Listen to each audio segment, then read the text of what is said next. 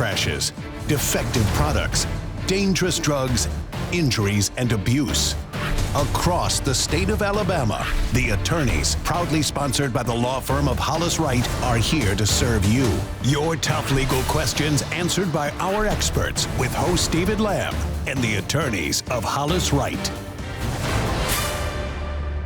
Good evening and welcome into the attorneys. Thank you for joining us tonight. Got a really interesting topic of conversation and panel of guests. Before we get into that, let's go over some of the ground rules. We'd love to have you be a part of our conversation all throughout the program. You'll see ways you can do so at the bottom of your screen. Would love to hear your questions and you get in touch with us. And something that Hollis Wright makes available each and every time that we are on the air on Sunday nights is have attorneys from Hollis Wright standing by live to speak with you. That's a free, confidential, all-fair call that is yours for the taking. So a great opportunity to get some really good free legal advice tonight. The numbers to know, 844-529-8255. Good way to memorize that is 844-LAW-TALK or locally 205-324-3600. And here to lead our conversation, Josh Rice. I like Josh Rice. That's good too.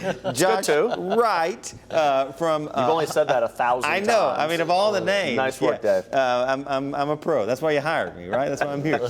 So you guys allowing, kind of doing that, those calls, sometimes you really do get quite a reaction from folks on that, don't you? Well, there's no question. And, I think people do try and sometimes challenge whether or not, not challenge, but try and figure out whether or not we actually have live lawyers present to talk to you. And that's what this show's all about. I mean, part of the reason why we started this show was to give back to the community and provide a public service to allow people in a format where they're not intimidated, where they can sit on their own couch on a Sunday night and talk to a lawyer one-on-one to ask legitimate legal questions that may be impacting their life.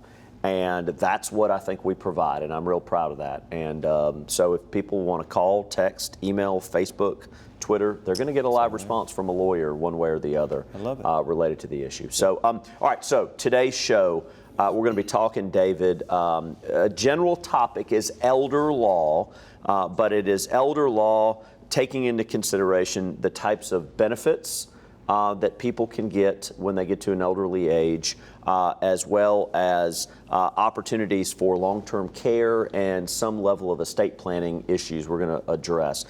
John Holloman is with us today from Bradford and Holloman here in Birmingham.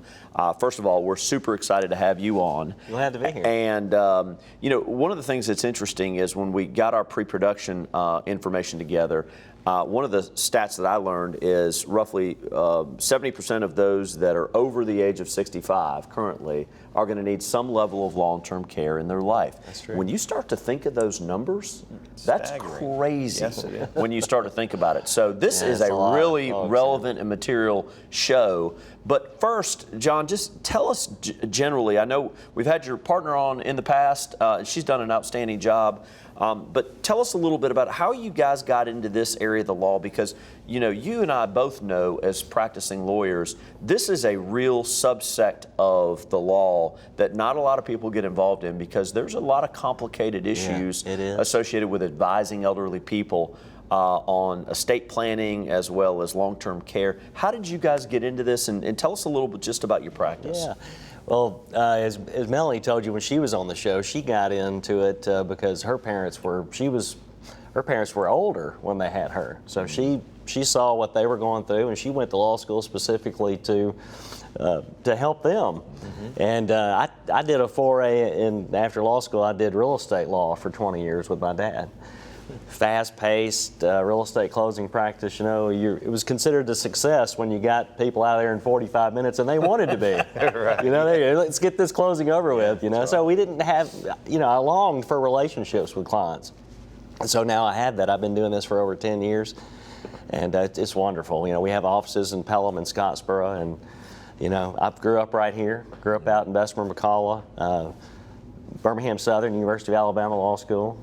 So it's wonderful. We develop these relationships and maintain them for years with these elder law and estate planning clients. Well, we're really excited to have you on. Talk, if you can, just general. Someone asks you, all right, how do you describe your area of practice here in elderly law? Or elder law? Kind of explain it to us. Yeah, well, elder law is such a broad term. You know, it could be Social Security law, Medicare.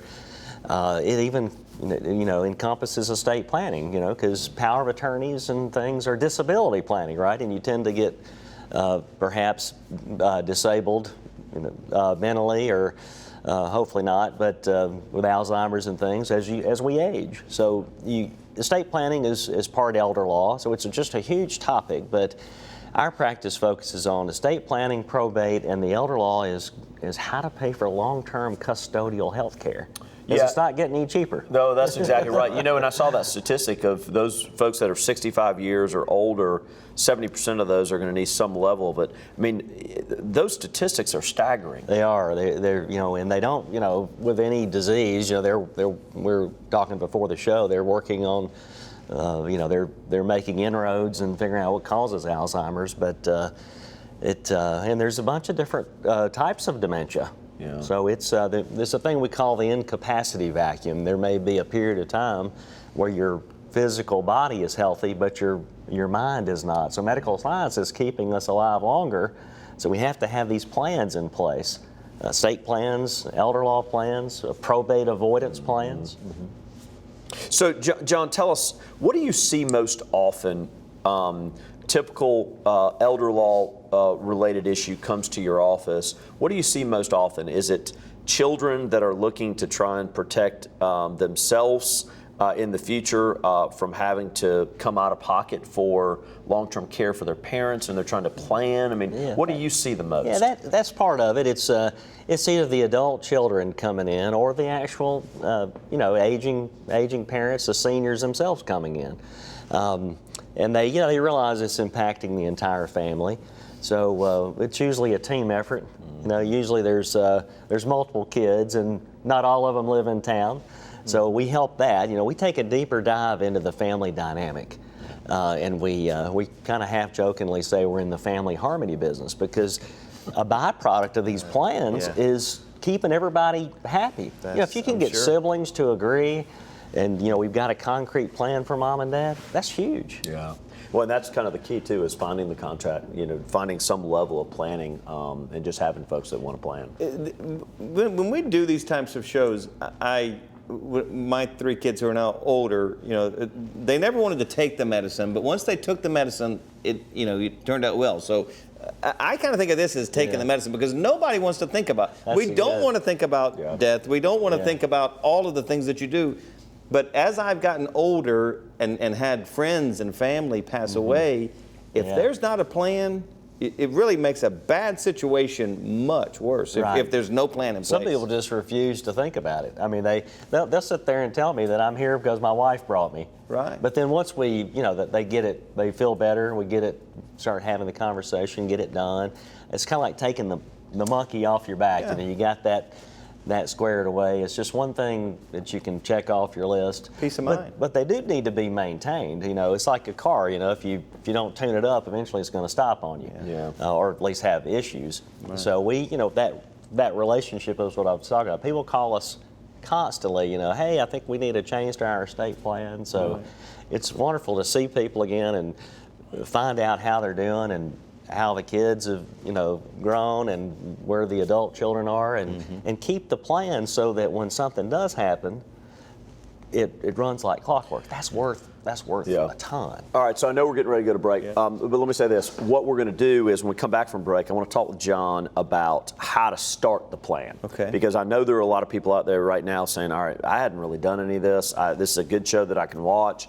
How do I start? Where do I begin? Love it. And John can lead, guide, and direct us through that process. That's awesome. All right, we're stepping aside as we do so. Just a quick reminder about Hollis, Wright, and how they use social media: Facebook, Twitter, Instagram, YouTube, all the different ways for you to get informed and stay educated about legal matters and things that matter to you. A really great resource, so just search Hollis, Wright on whatever your social media platform of choice is. You'll find them there. Stay tuned. More of The Attorney is coming right up.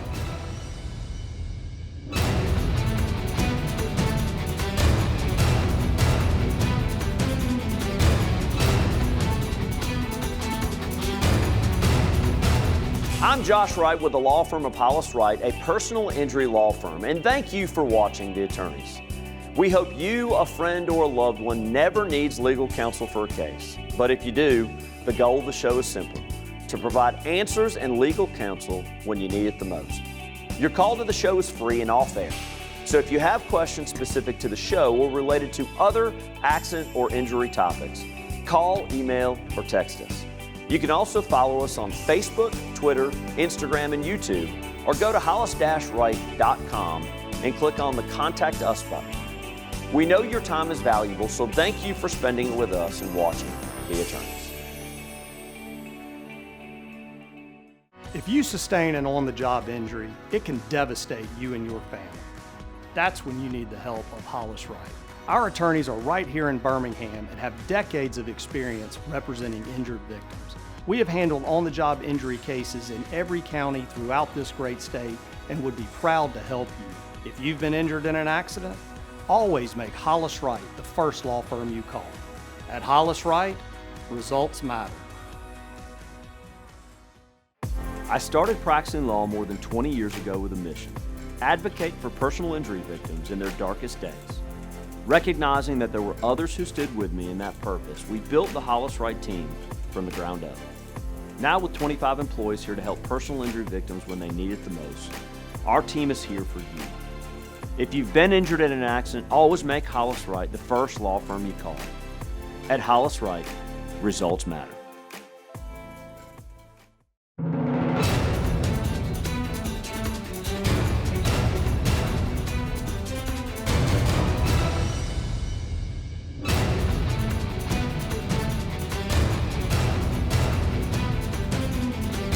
Welcome back in. And before we get back into our conversation, a reminder, attorneys from Hollis Wright are standing by right now. This is one of those subject matters that affects us all. So if you have questions about this or something else, pick up the phone and give the attorneys from Hollis Wright a call. Josh? All right, so John, when we were going to break, I wanted to kind of tease this next segment of how does someone begin? I know there are a lot of people right now that are watching the show that are saying to themselves, all right, this is relevant to me. I need to get started to either protect my family, or we've got elderly folks out there saying, I don't want to be a burden on my children. How do they start? And give us kind of the starting point. Well, I know it's cliche, but you say, we look at the big picture, take the holistic approach, but it really is true. This is something you don't want to do piecemeal.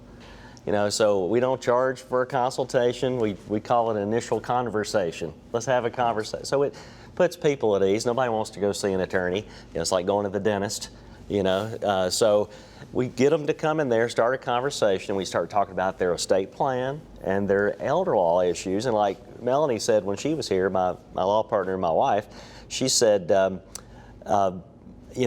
don't even know they're asking about elder law, but when you hit that long-term custodial care question, have you thought about how you're going to pay for this? Or they do know. They say, I don't want to lose my house to a nursing home. Yeah. So you just start a conversation, and we take that deep dive with them, or deeper dive with them, and they really appreciate it. And it's low pressure. I mean, people don't owe us anything. We just want to see if we can help them. I mean, again, cliche. Talk with me a little bit about the types of benefits that you were able to help establish for people. How does that work? So when we're in there talking to them, we're triaging them for what may be available to them. So, and again, people may come with that specific question. I've heard you're an accredited VA attorney, or Melanie and I are, or we need, my husband's going to need Medicaid. The social worker or the discharge planner has said, they can't go home unless we pay for 24-hour care. Well, who can afford that? That's $14,000 a month at $20 an hour for 30 days a month. So they may come in with a specific question, but if they don't, we say, have you thought about how you're going to pay for long-term custodial care? So we do a lot of veterans benefits and a lot of Medicaid to pay for nursing home. So when you do that, is it like, for example, Medicaid and VA, that will help supplement an estate plan? Yeah, thank you. So the veterans benefits, there's two main types. There's VA pension, which is real confusing because, the pension generation were our parents. They worked for a corporation all those years, they got a pension, but VA calls this particular benefit a pension. It's money for long-term custodial care. Gotcha. for wartime veterans. And then there's disability benefits where, you were injured while you're on duty, in active service, excuse me. And so you get a rating by applying. And, they're not quick processes. Mm-hmm. So remember, the moral of the story is pre-plan, pre-plan, pre-plan. Start early. And then Medicaid pays for skilled nursing. In Alabama, a lot of people don't know it only pays for skilled nursing.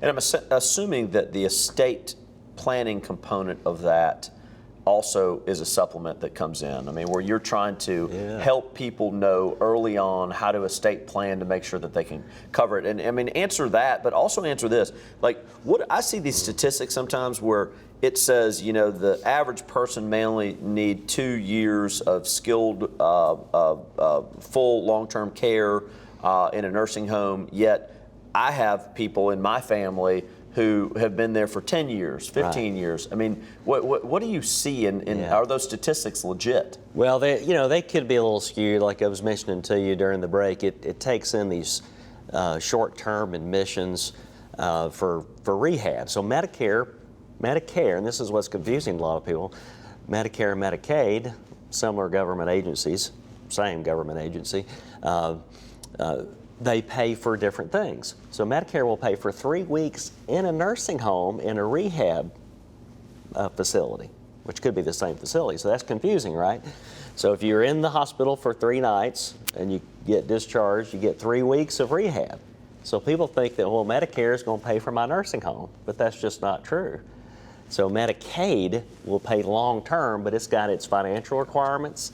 It's a 5-year look back. And the VA now has a 3-year look back. Really? Did I answer your question? You did, and that's an exact reason why you need a lawyer in this circumstance, because folks don't know stuff like that. I mean, you've got to have someone that can lead and kind of walk you through this process. How different is the tenor of the meeting with someone who is planning ahead and trying to stay ahead of the game, take care of the future, versus someone who calls you frantic because somebody's now, a loved one's in the hospital, they don't have a plan, don't know what to do. Right. What is the differences in the tenor of the meetings and the efficiency and productivity of those two meetings? Right. We call that the immediate need crisis planning. Right. So when they have done really nothing, we've got to determine what's happened in the last 5 or 3 years. We've got to determine assets, income. They've got to determine if they've got decision-making ability for their loved one, their parent or aunt or uncle, whoever or their grandparent. So we've got to triage all that and see if the person's capable of signing. And obviously, lawyers are not doctors, but we're charged with that responsibility of determining if somebody has the mental or the legal capacity to do a specific thing, like even hire us. Mm-hmm. Right. So we got to determine if they've got power of attorneys, how much money they've got, what their level of care, in-home, independent, assisted, memory care, and skilled nursing. It's like stair steps. Yeah. And they all have different costs. In that same process, when you're talking about the costs, how much of your work is actually asset protection? Trying to protect people's assets to still use benefits and other opportunities to be able to get them the skilled care they need. Yeah, well, asset protection, again, is like elder law. It's a broad area. So when we speak of asset protection, we're talking about asset preservation to start 3 or 5 years ahead of time to get your assets situated so you may more easily qualify. So instead of the government saying, well, you come see us when you get down to zero, well, that's probably not a good plan. Yeah. So what if something happened in the 3 or 5 years where they're still not going to approve you? Well, now you're out of luck, right? So the pre-plan lets us preserve a little bit of assets. We're not necessarily preserving it so people can inherit, but it's quality of life. Yeah. Estate planning and elder law is really about quality of life, because you're here to live through or suffer through whatever planning you've done. Yeah. But the conversation is different. They're nervous. How we're going to pay for this? And of course we can put their minds at ease on that. But how are they going to get decision-making authority? Where's the parent going to live? But a pre-plan is more relaxed. We're going to talk when we come back, because I know we're getting ready to go to break, but we're going to talk what a perfect plan looks like.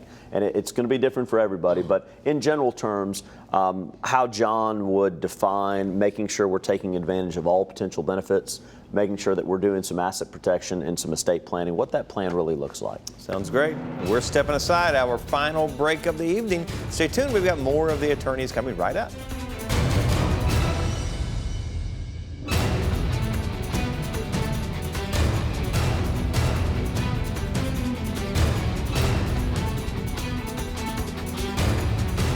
I'm Josh Wright with the law firm of Hollis, Wright.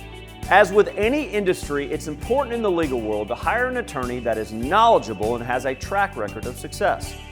But with so many attorneys out there and so many different types of cases, how does someone decide the right lawyer to hire?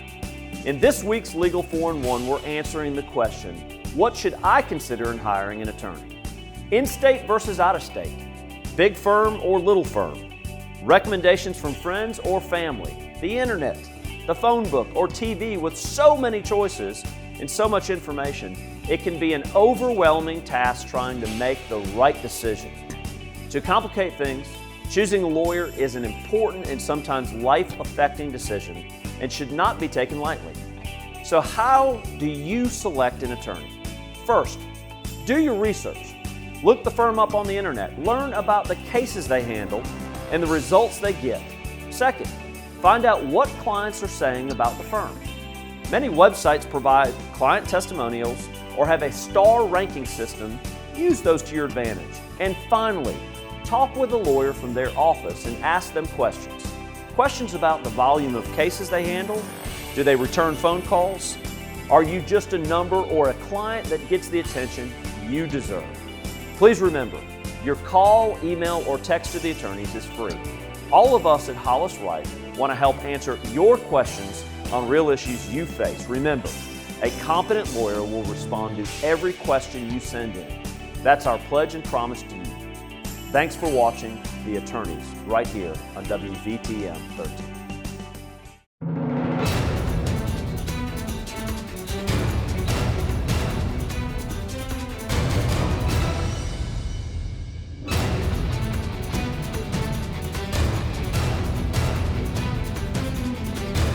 Welcome back into the attorneys. Under 6 minutes remaining in the show. Time just flies each and every week. So if you want to take advantage of the opportunity to speak with the attorneys from Hollis Wright, less than 6 minutes remaining to do so. So you better get on it. Josh? All right, so John, I understand that the perfect plan for each family and each group is going to be totally different, and I respect that. I mean, sometimes you're going to have one parent living as opposed to two. Sometimes you're going to have a child that's intimately involved in trying to actively and proactively help their parent. Sometimes you have a parent coming in that's trying to make sure they're not a burden. So there are a lot of moving parts. But in general terms, how do you describe kind of the perfect setup for someone? What are the combinations, if you will, that you want to put together to make sure that they're protected? Okay, so it would be on the estate planning side, which all this is related, one big plan. You need a will or a trust, right? These may sound obvious. A financial power of attorney, a medical power of attorney, and how you feel about end-of-life decisions. You know, at like tube feeding and life support, which could be a whole show in itself. And then how are we paying for long-term custodial health care? You know, some attorneys use that 2 or 3 year average and they say, they've got enough assets to cover that, so their position is don't do any planning. Well, what if you have somebody that's in there 10 years and we need to have a plan to pay for 10 years of custodial? Are we paying out of their own assets like IRAs? Or are we doing some asset protection or asset preservation? So we do this neat little thing called an Elder Care Action Planning Letter. And it really is amazing. It looks at everything that the people have and do, every dollar, every benefit they could be eligible for. And we do that for families, and that's where we talked about family harmony and family dynamic. It brings all that together. So, so the perfect plan would be a good estate plan, taking in the people's individual considerations and a plan for pay for long-term custodial health care and to reduce the cost after death with either avoiding probate or limiting the cost of it. if you don't go to a guy like this, you're making a major mistake. I mean, this is a perfect example of having that initial conversation, right? It's super important to understand kind of what you need to be doing moving forward to protect yourself. And there are so many components involved there that probably don't all cost all that much money to make sure that you've got your ducks in a row. And I'd add one additional component that, is something that's near and dear to my heart, which is, I don't want my last check to be the one that bounces for my children, right? I want an opportunity to make sure that what we've built, my wife and I, is able to be handed down to the next generation with hope that they're going to be able to carry the favor to the generations beyond. And I guess that's what we call legacy, right? And it's not about me, it's about making sure that my family's protected long term. So part of that, I think, is coming to meet with a guy like John without question. And the opposite of leaving a good legacy is leaving a mess. That's you don't want to leave a mess. That's right. A lot of people say, "Oh, my parents left me a mess." They really do say that. So that's a thing. Well, it happens. Yeah. Go ahead. I didn't. No. I mean, it does happen. Yeah. No. I mean, I mean, something for somebody else to clean up versus a legacy to pass on. Yeah. People say, well, "I'm not going to be here." Well, that's not real. You want to do something for your loved ones so they remember that you left it organized for them. Yeah. Do you find yourself almost in a counseling role at times? Oh. Because it sounds like this is a lot of times you're counseling family members. Yeah, I love that. I was thinking that on the way, actually this morning, when I was reviewing my notes, I was thinking I was going to tell you and David, I love the term attorneys and counselors at law. My dad just got his 50-year pen from the Alabama State Bar. Oh, wow. Been practicing 50 years. And he is the best counselor, how to say counselor and attorneys at law.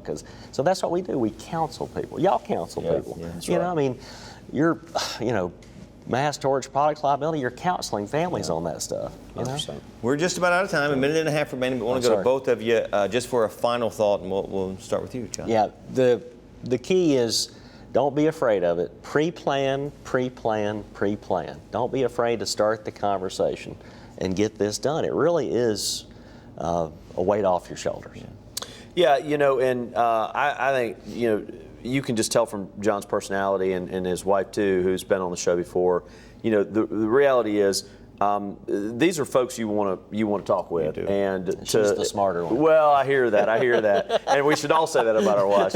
But the reality is, this is a great example of what lawyers really are. They're counselors, and and we use it a lot: lead, guide, and direct. But lead, guide, and direct is important. If you don't have a leader that's able to do those things for you, you find yourself in a mess. So this is a good example of John. His law firm is a great resource to use if you've got these circumstances. And if you forget John's name, call us. We're going to get you to him one way or the other, because it's his skill set, not something we do. So at the end of the day, you did a great job, and I appreciate you being on. Absolutely. John, thanks so much. Yeah, glad to be here. Awesome conversation, a much needed conversation. So I appreciate you being with us tonight, Josh as well, and we always appreciate you being with us each and every week. Thanks so much. We'll look for you next time on The Attorneys.